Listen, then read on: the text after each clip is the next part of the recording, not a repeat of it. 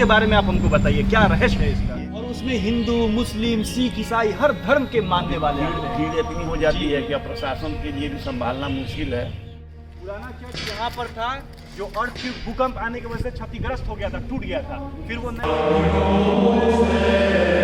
जैसे हम जैसे मुसलमान में जुमा का महत्व है, वैसे आप लोग का संडे का महत्व है।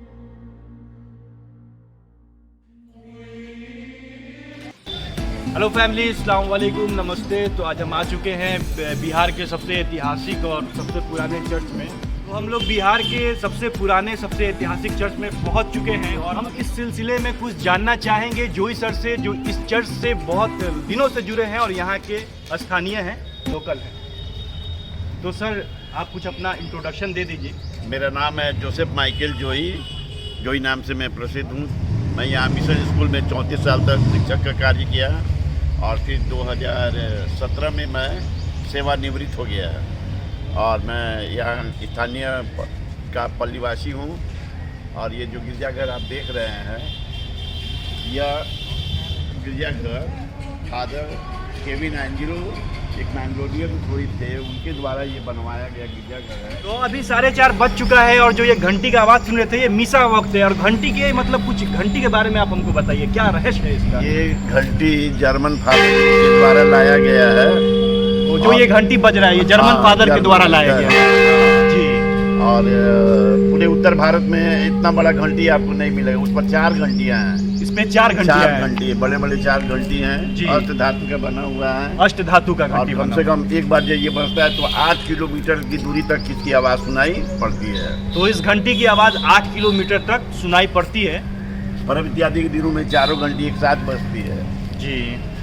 और हम आपसे कुछ जानना चाहेंगे इस चर्च के बारे में कि ये मतलब, अच्छा आप ये हमें बताइए कि बेतिया में जो है ईसाईयत मतलब कैसे फैला, कब से फैला, इसके बारे में कुछ बता सकते हैं। ऐसे कहेंगे तो 1745 ईस्वी में जी बेतिया ये जो ईसाईयत की स्थापना हुई जी। इसके संस्थापक हैं संत फादर जोसेफ मेरी। वो एक जर्मन फादर थे जी, जर्मनी से आए हुए थे जी जी। तिब्बत से होते हुए भी यहाँ बेतिया आए हुए थे। तिब्बत से होते हुए बेतिया आए थे 1845 में। नहीं, 1745 के पहले। 1745 से पहले वो आए हुए थे जी। और उन दिनों में राजा ध्रुव सेन जो थे जी, उनकी पत्नी बहुत बीमार थी जी। और बहुत पैसा होने के बावजूद और बहुत सारा इलाज कराने के बावजूद भी वो अच्छा नहीं हुए जी। हुई महारानी। तो किसी भी तरह से पता चला कि ये जवान सन्यासी कहीं बाहर से आया हुआ है। हाँ। और वो दवा इत्यादि के बारे में जानता है और होम्योपैथी का ज्ञानी है। होम्योपैथी क्या बता रहे थे फादर जो जोसेफ थे? फादर जोसेफ मेरी होम्योपैथी के अच्छे जानकार थे जी। वैद्य भी थे जी, और जवान थे एकदम जी जी। तो किसी तरह से राजा को पता चला यहाँ के कि महारानी महारानी बीमार है और फादर इसका इलाज कर सकते। तो आप बता रहे थे मतलब फादर जोसेफ जो हैं, जो होम्योपैथ के बहुत बड़े जानकार थे और रानी का जो तबीयत खराब था, तो बात मतलब पता चलता है राजा को। तो फिर क्या हुआ उसके बाद? तो राजा के पास गए फादर जोसेफ मेरी, उनके बुलावे पर जी जी। और वहाँ जाकर उन्होंने सब कुछ सुना जी महारानी के बारे में जी। राजा तो बहुत तबाह थे क्योंकि दुनिया भारत देश के और देश विदेश के बहुत से डॉक्टर वैद्यों से और जितना भी मजाक बोली सब उससे थक चुके थे। मतलब हर इलाज कराकर थक चुके थे। हर प्रकार का इलाज कराकर वे थक चुके थे और उनको कोई उम्मीद नहीं थी कि महारानी अच्छी होगी और इसीलिए वो बहुत चिंतित और दुखित रहते थे। ध्रुव सिंह जी। तो फादर ने कहा कि आपको चिंता करने की जरूरत नहीं है। उन्होंने प्रार्थना किया और प्रार्थना करके कोई दवा उनको दी, छोटा सा बोतल में दवा दी है जी जी। और एक खुराक के बाद ही रानी का सारा दुख हमेशा के लिए खत्म हो गया, वो पूर्ण रूप से स्वस्थ हो गई। और इससे राजा इतने प्रभावित हो गए कि उन्होंने फादर जोसेफ मेरी से कहा कि आप फादर कहीं यहाँ से मत जाइए जी, आप यहीं पर अपने महल के बगल में मैं आपको जगह देता हूँ, घर देता हूँ, वहाँ आप रहिए जी ना। लेकिन फादर ने कहा कि देखिए ऐसा हम नहीं कर सकते हैं क्योंकि हमारा जो सबसे बड़ा अधिकारी है वह रोम में बैठा हुआ है, संत पीटर जिसको हम लोग कहते हैं। बिना उनकी अनुमति से जी हम ना यहाँ रह सकते हैं और ना ही हम यहाँ ईसाईयत का प्रचार प्रसार कर सकते हैं। तो राजा ने कहा कि मैं आपको हर तरह का सहयोग करने के लिए और अपने धर्म का प्रचार प्रसार करने के लिए अनुमति देता हूँ जी जी। तो राजा ने उनसे रिक्वेस्ट किया, फादर ने उनसे कहा कि आप रोम को लिखिए ये चिट्ठी संत पिता को। और उन्होंने संत पिता का आदेश दिया और महाराजा ने ये पत्र रोम को भेजा। हाँ, रोम को भेजा। फिर फादर यहाँ से अपना शायद तिब्बत की ओर गए, नेपाल गए न, और वहाँ जाकर थे। तब तक उनको खबर मिल गई कि सन पिता और राजा के बीच में वार्ता हो गई है और सन पिता तैयार है कि वो बेतिया में फादर रहें और ईसाई धर्म का प्रचार करें। इस प्रकार ये होते होते 1745 का समय आ गया और 1745 ईस्वी में राजा ध्रुवसेन की इच्छा से, उनकी अनुमति से यहाँ पर ईसाईयत का स्थापना हो गई। तब से यहाँ पर मतलब हाँ 1745 हाँ तब से ईसाईयत का प्रचार प्रसार राजा की अनुमति से यहाँ होने लगा। अब प्रथम जो चर्च बना था तो इसी जगह पे बना था, इसी जगह पर बना था। 1939 के 1939 के भूकंप में क्षतिग्रस्त हो गया। 1934 के भूकंप में पूरी तरह से वही जर्मन के जो फादर थे वही उन्होंने ही स्थापित किया था यहाँ का। उसका एक चित्र भी यहाँ स्कूल के एक कमरे में है। उसके बाद फिर ये नया बना। वो बहुत बड़ा गिरजाघर था, जर्मनी के द्वारा बनाया गया। जो चारों अभी हम जिसके बारे में बताया वो उसी गिरजाघर का है। उसी गिरजाघर का है ना। तो ये पूरी तरह से धाराशायी हो गया।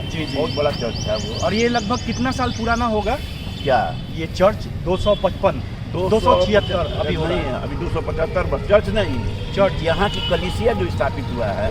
कलीसिया जो कलीसिया हम उसको कहते हैं। कलीसिया का मतलब थोड़ा डिटेल्स में बता दीजिए। कलीसिया का माने जहाँ ईसाईयत हम ईसाई लोग हम लोग रहते हैं जी। निशा पूजा हमारा पूजा पाठ इत्यादि सब होता है जी।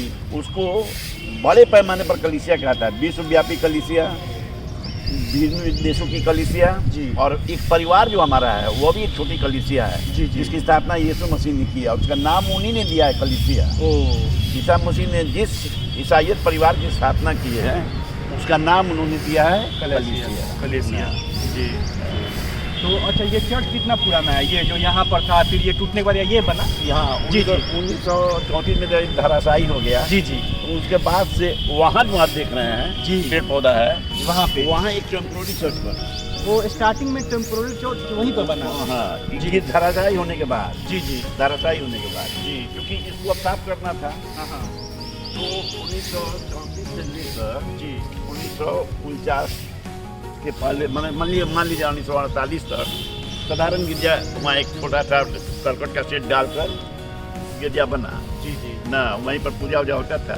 और फिर ये फादर आदमी की मूर्ति जो यहाँ दिख रहे हैं जी, ये उन दिनों में 1949 के आसपास 1939 में यहाँ के पल्ली पुरोहित बने ना। ये मैंगलोरियन फादर है। क्या नाम है? Reverend Kevin Angelo. तो ये 1939 में यहाँ के पल्ली पुरोहित बने। हमारा जो सबसे बड़ा पुजारी होता है उसको हम लोग पल्ली पुरोहित करते हैं, यानी इस पूरे इलाके का वो हेड है हम लोग का जी, धार्मिक मामले में जी है ना। तो इन्होंने ही इस गिरजा का निर्माण 1949 में शुरू किया। तो जो यहाँ पर क्षतिग्रस्त हुआ उसके बाद इन्होंने किया। हाँ, इसको किया जी, इसका निर्माण शुरू किया। और 1951 में जाकर ये गिरजा बनकर तैयार हो गया। इसमें नेपाल के महाराजा का भी बहुत बड़ा योगदान है चर्च को बनाने में। लकड़ी इत्यादि जो है वो सखुआ का जो लकड़ी होता है वो नेपाल के महाराजा ने दान दिया था। अच्छा, मैंने आर्टिकल में पढ़ा है कि यहाँ बेतिया में मतलब 1745 लगभग चर्च बन गया था। मतलब कलीसिया की स्थापना हो गई थी। तो मतलब हल्का फुल्का चर्च बन गया था कि लोग पूजना स्टार्ट कर दिए। तो हम कह सकते हैं 1745 में चर्च बन चुका था। मतलब उन लोग का जो भी मतलब होता है बन चुका था। तो लगभग इस जगह को मतलब बने हुए 275 वर्ष हो चुका है। तो ये भी महाराजा ने ही पूरा इलाका फादर जोसेफ ने भी तो बिहार का सबसे पुराने चर्च में हम कह सकते हैं ये भी चर्च यही है। यहीं से ईसाईयत का प्रचार हुआ पूरे बिहार में जी, अपने चंपारण से यहाँ तक कि झारखंड में भी जी, जो आज ईसाईयत का बहुत बड़ा गढ़ है जी, यहाँ के लोग जाकर धर्म का प्रचार वहाँ प्रचार प्रसार यहीं से स्टार्ट हुआ है। यहाँ के लोग वहाँ के में जैसे यहाँ फादर जोसेफ मेरी हैं, वहाँ झारखंड में वंश है जी। लेकिन धर्म प्रचार के प्रसार के काम में यहाँ के जो लोग धार्मिक थे, ईसाई लोग जी और याजक वर्ग, वो लोग भी जाकर उनके साथ मिलकर वहाँ ईसाईयत का प्रचार झारखंड में। तो ये जो मैंने आपको दिखाया था ये नया चर्च है, ये न्यू चर्च है। और जो पुराना चर्च था यहाँ पर था, जो यहाँ पर चर्च था, पुराना चर्च यहाँ पर था जो अर्थ की भूकंप आने की वजह से क्षतिग्रस्त हो गया था, टूट गया था। तो हम चर्च अंदर देखना चाहेंगे हाँ चलिए। और दिखाना चाहेंगे आप लोगों को।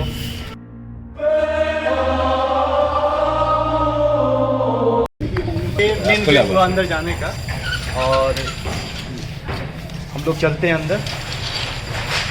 ये भव्य गिरजाघर वही फादर एंजेलो के द्वारा बनाया गया है, और अभी कोविड को ध्यान में रखते हुए सोशल डिस्टेंसिंग का पालन करने के कारण से इसमें दिसंबर महीने में चेयर की व्यवस्था की गई।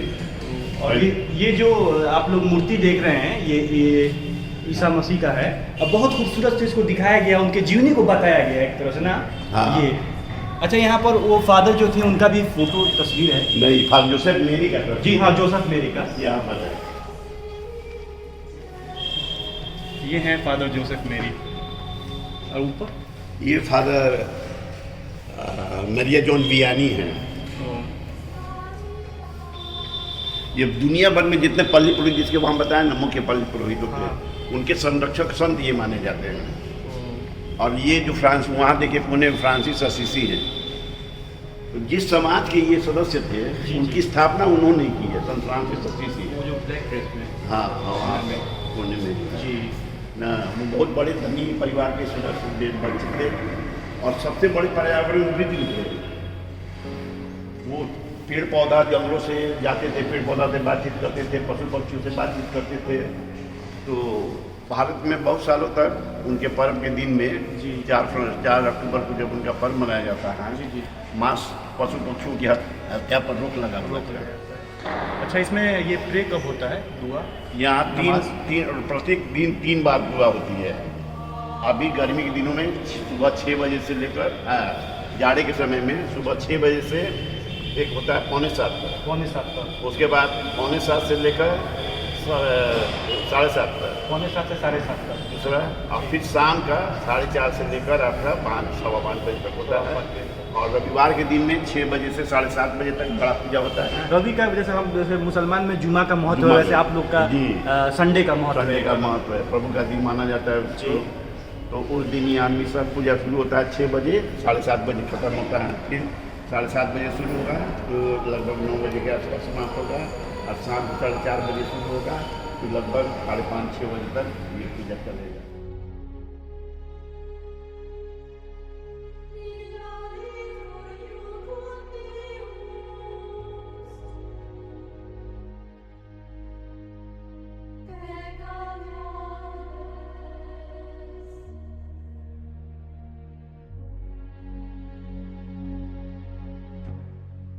मूर्तियाँ आप देख रहे हैं यहाँ पर जरूर, लेकिन हम ईसाई मूर्ति पूजक नहीं है। नहीं है। नहीं है, मूर्ति की पूजा नहीं होती है जी। हमारी जो पूजा है वो ईसा मसीह के द्वारा स्थापित पूजा है ना, जिसको हम क्रिस्तीय बलिदान कहते हैं। क्रिस्तीय बलिदान। क्रिस्तीय बलिदान मतलब मूर्ति का पूजा नहीं होता है। मूर्ति की पूजा नहीं है, ये एक स्मरण के रूप में रखा गया है जी। लोगों को जताने बताने के लिए रखा गया है। जैसे आप सामने जो दृश्य देख रहे हैं, ये सामने यही है वास्तव में यीशु क्रिस्त के बलिदान का दृश्य।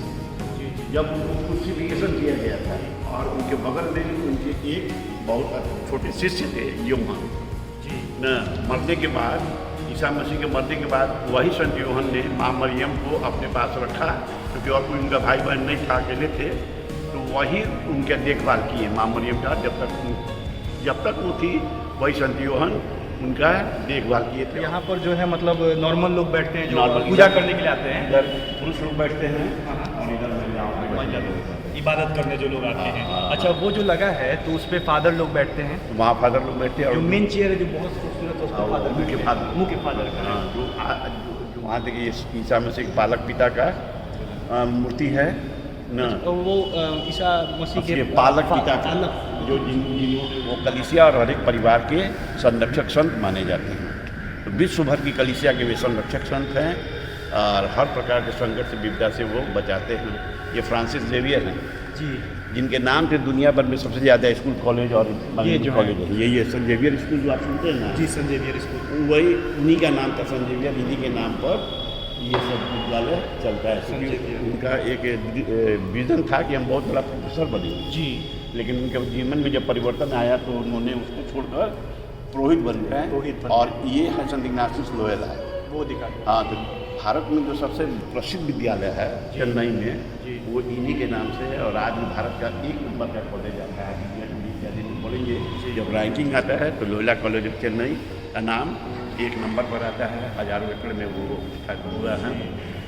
और यही दोनों मिलकर और इनके और साथी मिल यीशु समाज की स्थापना किए थे। AR स्कूल जो है जी संत जेवियर पटना में, संत माइकल पटना में, तो ये उन्हीं के धर्म संगी लोग यीशु समाजी कहलाते हैं जी। उन्होंने वही सब संचालन करते हैं। और बहुत सा साल मान जर्मन फादर लोग के जाने के बाद ईसाइयत के लिए उन्हीं लोगों ने काम किया, उन्हीं लोगों ने। और ज़्यादातर ध्यान दिया उन लोग शिक्षा पर। तो ये विभिन्न तरह के स्कूल खोलकर लोगों के जीवन को सुधारने के लिए उन्होंने ये स्कूल इत्यादि को चलाया। उधर ईसा मसीह की माँ का चित्र है, मरियम का चित्र है, वो माँ मरियम है। माँ मरियम। और ये सामने जहाँ ब्लू पर्दा आप दिख रहे हैं, ये जो ब्लू पर्दा दिख रहे हैं, ब्लू पर्दा वहीं पर हमारा प्रसाद रखा जाता है। तो ये जो यहाँ पे जो ब्लू पर्दा दिख रहा है वहीं पर प्रसाद रखा जाता है। प्रसाद साहब, वो प्रसाद हम आप सब में है प्रसाद, लेकिन वो प्रसाद ईसा मसीह का शरीर मरने से 1 दिन पहले यानी शनिवार के दिन उन्होंने जो पूजा हम लोग का होता है उसकी स्थापना की थी जी ना। और अपने पुरोहितों को ये अधिकार दिया था और कहा था कि तुम मेरी स्मृति में यह किया करो। इसीलिए ईसाई पुरुष लोग या तो शादी कर सकते हैं या पुजारी बन सकते हैं। जो पुजारी बनेगा वो शादी नहीं करेगा, और जो शादी करेगा वो पुजारी नहीं बनेगा। काफी कलिसिया के लिए वही पुरोहित जिनका अभिषेक हो गया वही ये बलिदान चढ़ाते हैं, बाकी हम सब लोग उसमें सहभागी होते हैं। तो ये हमें पूरी जानकारी दी, आपका तहे दिल से शुक्रिया, धन्यवाद। और जब भी आपको आना हो, घूमने आ सकते हो, प्रे करने आ सकते हो, कोई विशेष हो तो वो विश मांग सकते हो, 100% वो पूरा होगा। इसके लिए विशेष रूप से लोग वहाँ यहाँ बना हुआ है वो प्ले ग्राउंड है ना, प्रेयर ग्राउंड। ये जो आप देख रहे हैं अभी, अब लोग चल रहे हैं प्रेयर ग्राउंड में, और ये इसीलिए बना है विश मांगने के लिए, विशेष मांगने के लिए, जो भी आपका तमन्ना है। यहाँ पर भी जहाँ भी चर्च होगा जी, वहाँ एक छोटा सा ये प्रेयर मैदान होगा। अच्छा, जहाँ जहाँ चर्च होता है वहाँ ये प्रेयर मैदान छोटा मिलेगा। मैदान या बड़ा मैदान जरूर मिलेगा। प्रे मैदान के जिसे लिए। कहा जाता है ग्रोटो। Grotto, grotto. वो इस जगह पे इसको ग्रोटो कहा जाता है, ग्रोटो कहा जाता है। और यहाँ पर माँ मरियम का ही मूर्ति होगा, दूसरे किसी का नहीं। माँ मरियम का ही मूर्ति होगा और दूसरे किसी का नहीं होगा। और यहीं पर आकर के विश लोग मानते हैं। हाँ। और लोगों का मानना है कि एकदम विश पूरी होती है, होती है। और ईसाई लोगों से ज्यादा गैर ईसाई लोगों में इसकी धारणा है जी कि वो जो मांगते हैं जी वो पूरा हो जाता है। इसीलिए प्रत्येक दिन देखते हैं आप कैंडल स्टैंड लगा हुआ है। गैर ईसाई सभी कोई आते हैं, मनता मांगते हैं, मनता पूरा हो गया तो मोमबत्तियाँ जलाते हैं। अपना लड़के और लड़कियाँ आते हैं और माँ मरियम से प्रार्थना करते हैं कि हमको सुबुद्धि दीजिएगा, हम अपनी परीक्षा की तरह से लिख पाए। और 25 दिसंबर को यहाँ बहुत भारी भीड़ होती है जब हम क्रिसमस में, और उसमें हिंदू, मुस्लिम, सिख, ईसाई हर धर्म के मानने वाले आते हैं। भीड़ इतनी हो जाती है कि अब प्रशासन के लिए भी संभालना मुश्किल है। तो बात वही है कि लोग जो मनता मांगे हुए हैं हाँ। उनका पूरा हो गया तो वो धन्यवाद देने के लिए आते जी। हैं, अपना दान दक्षिणा देने के लिए आते हैं। तो आप लोग भी आ सकते हैं 25 दिसंबर क्रिसमस के दिन, और यहाँ पर आइए तो एक अलग सुकून मिलता है, एक अलग एनर्जी मिलता है बॉडी में। वही बात है कि इसी के लिए लोग आते हैं जी। और बहुत सारे लोग दूसरों को भी बुला कर ले आते हैं कि चलिए आपका मनता पूरा नहीं हुआ है तो वहाँ चलिए हाँ, माँ मरियम से मांगिए। मांगिए। हाँ, और आपकी विशेष पूरी होगी। विशेष आपकी पूरी होंगे। मेरा नाम जोई माइकल। तो ये हमारे साथ थे जोई माइकल थे, नाम थोड़ा डिफिकल्ट रहता है आप लोग का। तो ये हमारे साथ जोई माइकल थे, तो इनका तहे दिल से शुक्रिया कि इन्होंने सारी जानकारी दी। धन्यवाद, थैंक यू। यहाँ पर एक अंकल हैं, इनसे बात करते हैं हम चल के। नमस्ते अंकल, कैसे हैं? बढ़िया।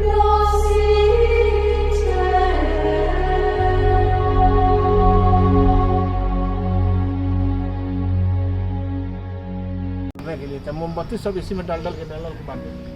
मोमबत्ती बार करके, मोमबत्ती जलाकर इसमें लगा देता है, इसमें लगा के मोमबत्ती बार देता है और फिर रखने की जरूरत नहीं पड़ती अच्छा, है। मोमबत्ती का क्या मतलब, विश मांग के रखता है, इसका कुछ मतलब ऐसा परंपरा कुछ है? हाँ, परंपरा ये है कि हम बोले कि माँ मरियम हमारा फलना चीज हो जाएगा तो हम आपको इतना मोमबत्ती का मतलब उसको मन्नत मांगे है ना।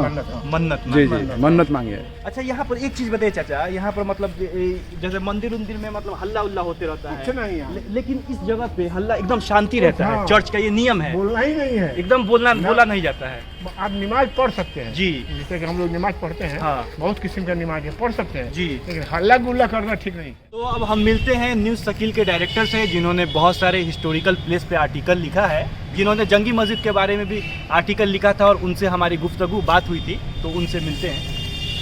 अस्सलाम वालेकुम। जी, आप क्या कुछ कहना चाहेंगे यहाँ के बारे में? आपको मैं ये बताता चलूँ कि हम जहाँ खड़े हैं जी। वहीं पे हमसे ठीक मेरे सामने जहाँ पे गाड़ियाँ लगी हुई हैं जी 17वीं सदी का ज़माना था। 1745 में कलीसियत की इब्तिदा हुई और इसी प्लेन लैंड पे ओरिजिनल चर्च आबाद हुआ। ओरिजिनल चर्च में राजा ने फादर जोसेफ मैरी को 2 कमरों का वो मकान दिया जिसे भूतहा मकान करार दिया गया था कि इसमें भूत रहता है, और राजा के पंडितों ने राजा को ये राय दी कि अरे इसी में भूत बंगला यही दे दो ये फादर जोसेफ मैरी को। फादर जोसेफ मैरी उसी 2 कमरे के मकान में एक अपने रहते थे और एक में दवा वगैरह आवाम को देते थे लोगों की बीमारियों के लिए। राजा से पहचान इनकी दवा की बुनियाद पे हुई थी। राजा की अहलिया ध्रुव सिंह की पत्नी जो थी, उनको गले में एक बीमारी हुई थी जिसका इलाज प्रोफेसर जोसेफ मैरी ने ही किया था और इन्हीं के इलाज से वो ठीक हुई थी। राजा काफ़ी इम्प्रेस हुए और इनको यहाँ पे 2 कमरों की एक जगह दी थी, जिसके ज़रिए फादर जोसेफ मैरी ने यहाँ पे ईसाइयत की इब्तिदा की। एक कमरे में, दूसरे कमरे में वो लोगों को पढ़ाने का काम करते थे, स्पिरिचुअल स्पीच जिसको बोलेंगे, उसमें धीरे धीरे करके यहीं से ईसाइयत का फ़रोग हुआ। जी। अब जो ये नई बिल्डिंग देख रहे हैं सामने, ये 21 नवंबर 1949 में बनना शुरू हुआ और 51 में बन के कंप्लीट 1949 में। हाँ, 21 नवंबर 1949 को बिल्डिंग पे कहीं होना चाहिए स्टोन, मुझे याद है। जी जी।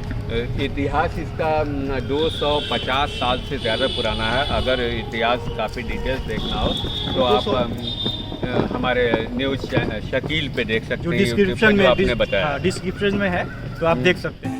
तो मैंने आपको बिहार का ऐतिहासिक चर्च, सबसे खूबसूरत, सबसे पुराना चर्च आप लोगों को घुमा दिया और उसके बारे में बता दिया। अगर वीडियो अच्छा लगे तो एकदम शेयर करो, लाइक करो, और हमारे चैनल को अभी तक सब्सक्राइब नहीं किए हो तो चैनल को सब्सक्राइब करो। और आपको इस तरफ संत घाट का वीडियो, इस तरफ जंगी मस्जिद का वीडियो दिख रहा होगा और अभी तक नहीं देखे हो तो जाओ और वीडियो देखो। लव यू, ऐसे ही प्यार बनाए रखो।